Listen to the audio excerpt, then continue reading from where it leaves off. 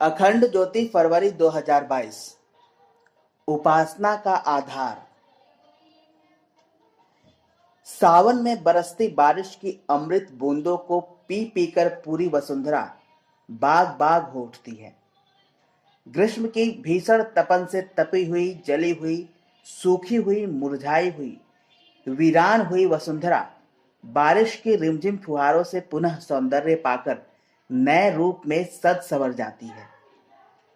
फिर तो उसके गर्भ में पड़े विविध प्रकार के फलों फूलों, वृक्षों व अन्य वनस्पतियों के बीज अंकुरित होने लगते हैं, विकसित होने लगते हैं और देखते ही देखते वे अपने मूल स्वरूप में दृश्यमान हो उठते हैं, प्रकट हो जाते हैं। इसमें कोई आश्चर्य नहीं, क्योंकि यह सब एक प्रक्रिया के तहत ही तो होता है। उसी प्रकार जीवात्मा में परमात्मा का अंश है। जीवात्मा में बीज रूप में परमात्म चेतना की चिंगारी है। सच्चित आनंद स्वरूप परमात्मा का अंश होने के कारण जीवात्मा भी सच्चित आनंद के बीज है। पर इसकी हमें तब तक अनुभूति नहीं हो पाती जब तक उस बीज से सत्य अंकुरित होता नहीं, चित्त अंकुरित होता नहीं, आनंद अंकुरित होता नहीं। जिनकी आत्मा में परमात्म चेतना के बीज अंकुरित हो गए, वे सभी निहाल हो गए, वे बुद्ध हो गए, वे महावीर हो गए, वे कबीर हो गए, वे तुलसी हो गए, वे सूर हो गए, वे रैदास हो गए, वे मीरा और मदालसा हो गए, वे ऋषि हो गए, वे महर्षि हो गए, वे ब्रह्मानंद और परमानंद के अधिकारी हो गए, वे सत्य चित्त आनंद हो गए। हमारी आत्म चेतना से परमात्म चेतना प्रकट हो सके, हमारी आत्मा में बीज रूप में सन्निहित सत्चित और आनंद प्रकट हो सके, इस हेतु ही भारतीय ऋषियों, मनीषियों व अध्यात्मविदों के द्वारा विविध प्रकार के साधना मार्ग दिखाए गए हैं। जप, तप, ध्यान, ज्ञान, भक्ति, कर्म आदि उसी एक उद्देश्य की प्राप्ति के विविध साधन हैं, मार्ग हैं, उपाय हैं। प्रार्थना, उपवास, उपासना आदि भी उसी परम उद्देश्य की प्राप्ति के साधन हैं। हम अपनी अभिरुचि के अनुसार किसी भी साधना मार्ग का अनुसरण कर अपने अभिष्ट लक्ष्य को प्राप्त कर सकते हैं। आश्चर्य की बात तो यह है कि हम में से बहुत से लोग विविध प्रकार के साधना मार्ग पर चलते हुए दिखते तो हैं, पर फिर भी वे अपने अभिष्ट लक्ष्य को प्राप्त नहीं कर पाते। वे अपने भीतर परमात्म चेतना को प्रकट नहीं कर पाते। वे अपने निज स्वरूप सत्चित आनंद स्वरूप की अनुभूति नहीं कर पाते। आखिर ऐसा क्यों है भला? ऐसा इसलिए है कि अध्यात्म साधना के नाम पर हम बाहर ही बाहर की यात्रा करते रहे हैं। हम प्रभु की अर्चना नहीं, प्रभु से याचना करते रहे हैं। अपनी याचना को ही हम उपासना माने बैठे हैं, याचना को ही हम अर्चना माने बैठे हैं। अपनी बाहर बाहर की यात्रा को ही हम अंतर जगत की यात्रा माने बैठे हैं। हम उसे ही ध्यान माने बैठे हैं, हम उसे ही भक्ति माने बैठे हैं। जब हमारी आत्मा पर ब्रह्म ज्ञान, परमात्म ज्ञान की अमृत वर्षा होगी, तभी हमारी अपनी आत्मा में ही सन्निहित सत्य चित्त आनंद प्रकट हो सकेंगे। निष्काम कर्म, निष्काम प्रेम आदि के द्वारा ही हमारी आत्मा से परमात्म चेतना प्रकट हो सकेगी। पर इस हेतु चाहिए सच्ची साधना, इस हेतु चाहिए सच्ची उपासना, सच्ची प्रार्थना। इस हेतु चाहिए अपनी आत्मा में प्रभु का सतत चिंतन, सतत ध्यान। इस हेतु चाहिए हृदय में सच्ची ईश्वर भक्ति, अर्थात प्रभु के प्रति निश्चल निष्कपट प्रेम। इस हेतु चाहिए निष्कपट कर्म, अर्थात कर्मयोग की साधना। सच्ची साधना से, सच्ची उपासना से, सच्ची भगवत भक्ति से ही तो हमारी अंतरात्मा का विस्तार हो सकेगा। हमारी अंतरात्मा में परमात्मा प्रकट हो सकेंगे। सच्ची साधना से, उपासना से, प्रार्थना से, ध्यान से, भक्ति से ही तो हमारी चित्त शुद्धि होगी, हमारा मन निर्मल होगा, निश्चल होगा, निष्कपट होगा और हमारी आत्मा से परमात्मा प्रकट हो सकेंगे। यह परिवर्तन, यह रूपांतरण बाह्य नहीं बल्कि आंतरिक होगा। ईश्वर की सच्ची उपासना, प्रार्थना, भक्ति हेतु हमें अंदर आमूल चूल परिवर्तन करने होंगे। हमें हमारी रीति नीति और मान्यताओं में आमूल चूल परिवर्तन करने ही होंगे। हमें शरीर, मन और आत्मा, इन तीनों स्तरों पर ही काम करने होंगे। हमें शरीर के स्तर पर शारीरिक साधना करते हुए शरीर को स्वच्छ एवं पवित्र बनाकर इसे आत्मरूप भगवान का मंदिर बनाना ही होगा। हमें शरीर के कोने कोने को पवित्र बनाना ही होगा। हमें हमारे खान पान में सात्विकता व पवित्रता का ध्यान रखना होगा। भगवान के मंदिर रूप देह रूपी देवालय को नशा, मांसाहार, अनीति से प्राप्त अन्न एवं दुराचार, व्यभिचार से दूर रखना होगा। हमें इंद्रिय संयम का यथोचित पालन करना होगा। मन को ईर्ष्या, द्वेष, घृणा, वासना आदि व नकारात्मक विचारों से मुक्त कर उसे पवित्र बनाने हेतु सतत शास्त्रों व बुद्ध पुरुषों द्वारा रचित सत साहित्य का स्वाध्याय करना होगा। हमें व्रत, उपवास के अभ्यास के साथ साथ अपने मन को सतत सकारात्मक व पवित्र भावों, विचारों से पवित्र करते रहना होगा। हमें कुसंगति से दूर रहकर सत्संग का सेवन करते रहना होगा। हमें हमारी आत्मा में सतत प्रभु के साकार या निराकार स्वरूप का चिंतन, स्मरण, ध्यान करते रहना होगा। इस प्रकार के सतत अभ्यास से हमारी साधना में, प्रार्थना में, उपासना में गहराई आती जाएगी। हम जब भी उपासना में बैठें तब प्रभु के समक्ष अपना संपूर्ण आत्मदान कर दें, आत्मसमर्पण कर दें। उपासना का अर्थ ही है पास बैठना। किसके पास बैठना? प्रभु के पास बैठना।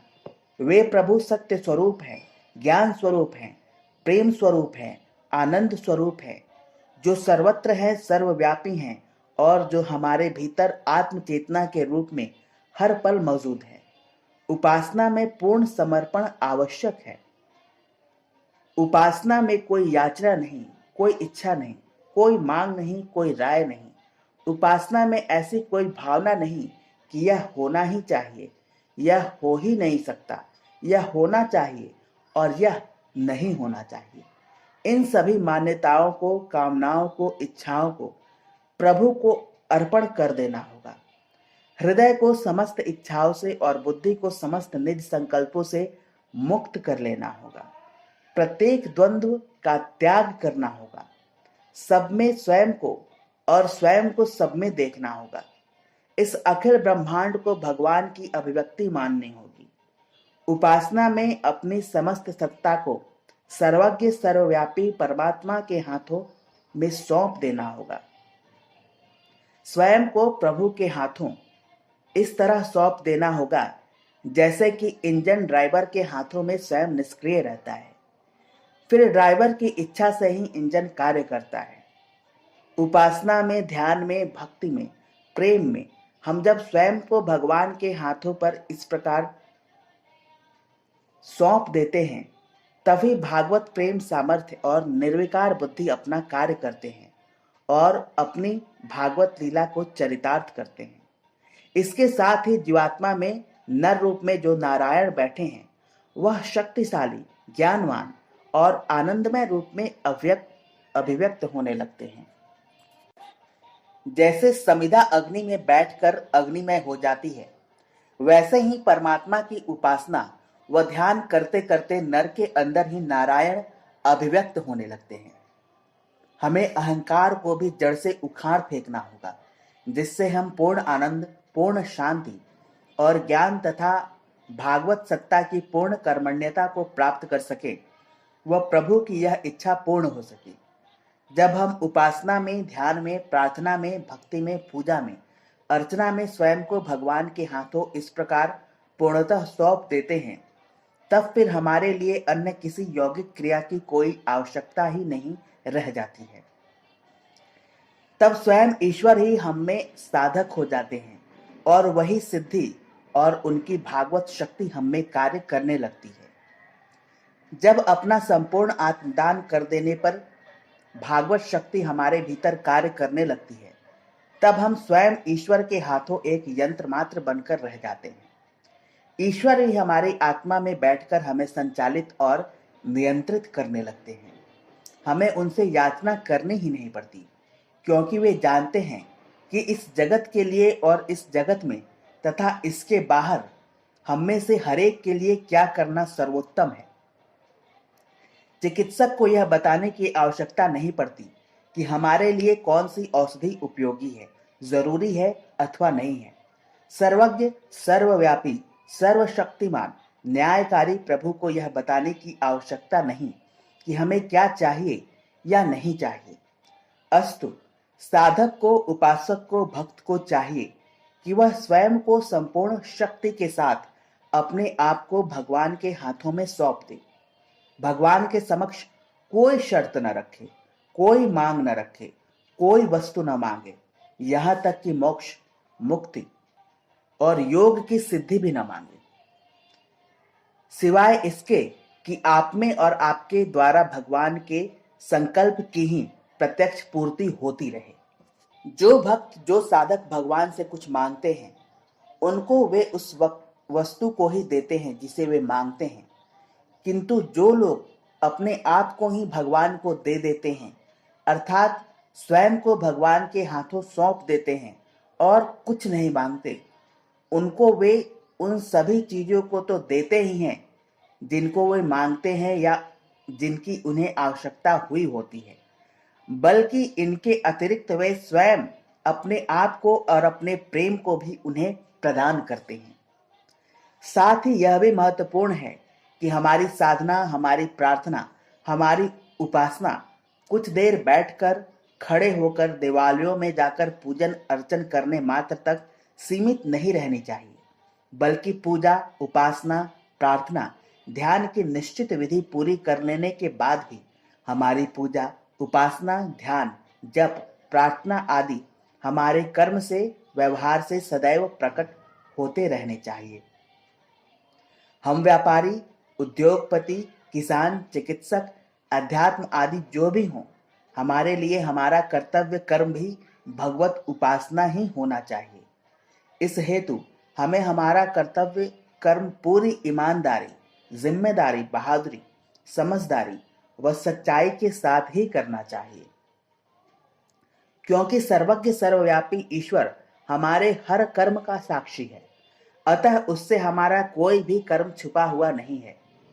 इसलिए युग ऋषि परम पूज्य गुरुदेव को के शब्दों में कहें तो ईश्वर को सर्वव्यापी, न्यायकारी मानकर हमें ईश्वर के अनुशासन को अपने जीवन में उतार लेना चाहिए और अपना कर्तव्य कर्म करते रहना चाहिए।